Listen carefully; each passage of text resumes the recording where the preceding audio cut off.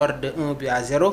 La Juventus, entraînée par l'ancien entraîneur de l'Olympique de Marseille, Igor Tudor, il connaît bien le championnat italien. Déjà, il y a cette jeunesse au niveau de la vieille dame. Ouais, on va toujours rester avec la Coupe du Monde des clubs. Donc, il y a les affiches sur les quarts de finale. Donc, Fluminense, dinañu football, avec l'équipe Bidi Al Hilal. Chelsea jouera face au Palmeiras. Le Paris Saint-Germain dina affronter l'équipe Bidi Bayern Munich.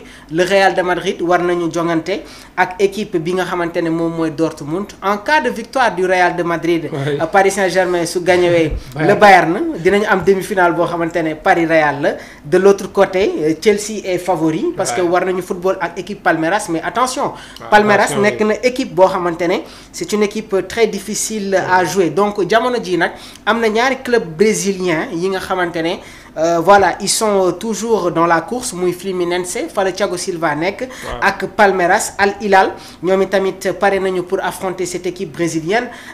Avant ñu jall sur les divers de l'actualité, de très belles affiches pour ces quarts de finale. Paris war jouer avec l'équipe de Bayern Munich. Nan ngay jangaté bi le match, qui est le favori selon ton analyse? En tout cas, deux équipes qui ont marqué 4 buts si c'est un match passé, qui 4-0 qui 4-2. Bayern ak Paris, exactement. Paris Saint-Germain. Donc mu nek en tout cas affiche bo xamanteni peut-être bon Bayern commencé à retrouver efficacité devant les buts.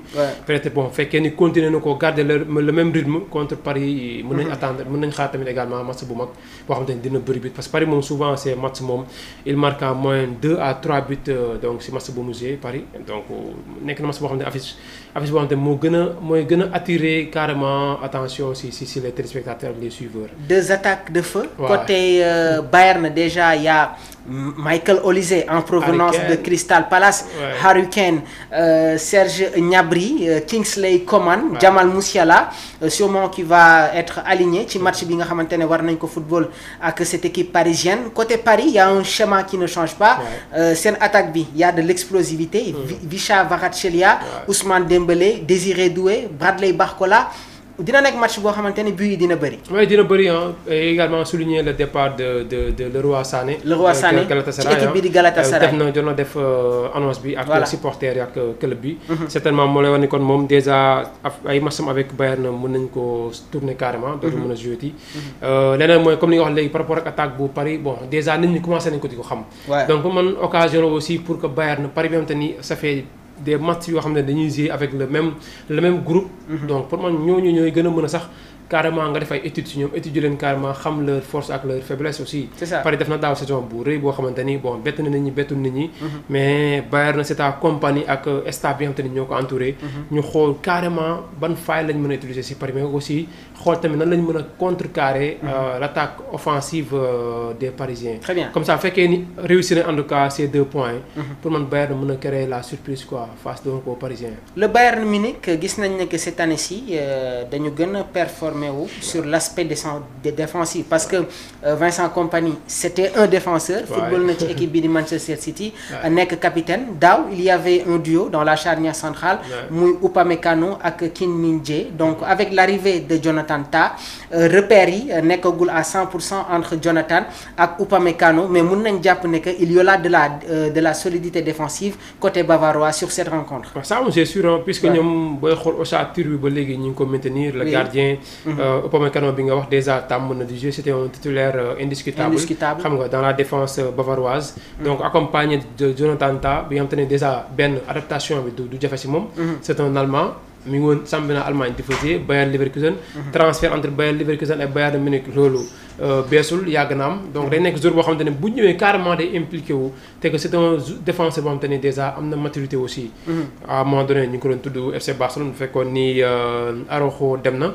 parce que c'était le même profil que Araujo. moo tax Bayern carrément mu devancer le FC Barcelone par rapport ak recruter Jonathan Tah. loolu sax gën a tax tamit Barça gën a tamit maintenir ou bien dellu ginnaaw si transfert éventuel bu Araujo. Puisque donc amuñu Jonathan Tah, dañuy mujjé obligé donc garder encore une fois Araujo. Donc en tout cas pour dire que ni défense bi déjà war na mën a am stabilité, même bu fekkee ni Kim génn na fa Jonathan Tah moo ñëw ñaar défenseurs yoo xam te ni dañoo am gabarit. rapidité bi aussi est-ce que tamit dina fa am. il faut ma ñëw fa foofu les déplacements de Ousmane Dembélé de Barcola de. foofu laa bëggoon ñëw foofu moom laa bëggoon ñëw parce que gis nañ ne que cette charnière centrale. composée de Upamecano ak Jonathan Tah. ils sont très athlétiques. donc dafa am ay défenseurs yi nga xamante ne suñu amee des attaquants yi nga xamante ne ils ont un centre de gravité très bas. mun nañu am problème et ñun ñëpp xam nañ ne que sur la capacité de réaction agilité. Désiré Doué, Ousmane Dembélé, Kvaratskhelia, c'est du lourd et ils sont très agiles. Donc, est-ce que nous n'avons pas un facteur qui peut sonal les Bavarois parce que lolu mo sonalon défenseur Inter face à cette équipe parisienne. Si, parce que ñom souvent Paris Boys ak ñom appel contre appel yi balle en profondeur yoy mom déjà défenseur dinañ daw ba jéxal. Motax bu féké ni bariwul ay xalé bëriwul yenn jours yoo xam ne am nañ explosivité bi carrément ak aussi surtout aussi bu fekkee ni tamit Bayern na jël na ligne défensive am jëm ko pousse mu xaw a sori loolu tamit pour man ay danger la yoo xamante ni bu fekkee ni def nañ ko mu nar na permettre Paris marquer en tout cas beaucoup de buts dans cette rencontre. Le Real de Madrid favori face à cette équipe du Borussia Dortmund. Bon comme d'habitude puisque booy xool peut-être boo jéemee xool seen historique confrontation ñoom ñaar Dortmund gëj na am victoire si kanamu Real. Real souvent moom mooy gagner ses matchs donc face à l'équipe allemande bi nga xamante ne moom mooy Dortmund. Mais bon ñoom it ils ont en tout cas un attaquant le Guinéen Serhou Guirassy encore un doublé. bi nga xamante ne def na ko démb. donc pour dire en tout cas moom ba léegi mi ngi si benn niveau boo xamante niveau bu doy waar moom Guirassy avec l'équipe donc de Dortmund. Pour moi, contre Real aussi, peut-être que nous allons gagner. Attention au BFAOB, surtout avec leur entraîneur. Ouais, c'est ça aussi, mais pour moi, souvent, une ascendance psychologique Real, mais ça ne veut pas dire également que Dortmund a le sens de gagner Real aussi.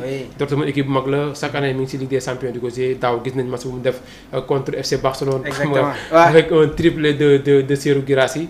Donc ça veut dire qu'également, on a les atouts, on a tout ce qu'il faut pour éliminer Real.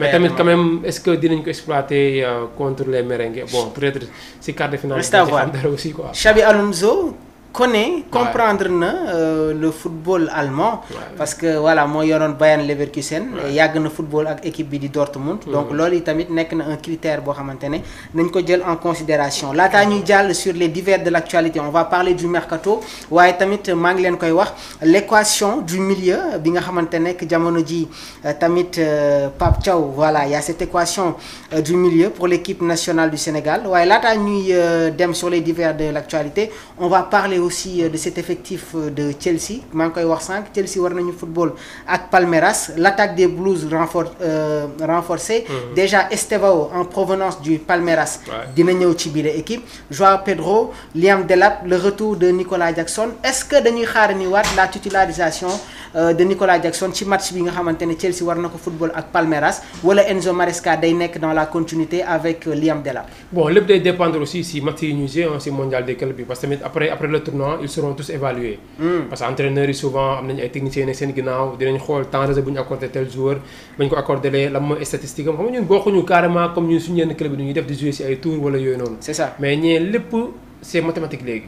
lépp c'est calculé donc le temps